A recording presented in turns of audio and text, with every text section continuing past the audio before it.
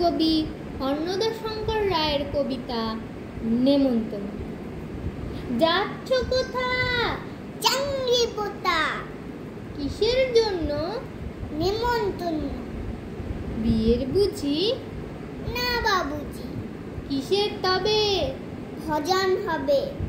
শুধুই ভজন? প্রসাদ ভোজন। কেমন প্রসাদ? যা খেতে স্বাদ। কি খেতে চাও? ছানার পোলাও। ইচ্ছে কি আর? সরপুরিয়া।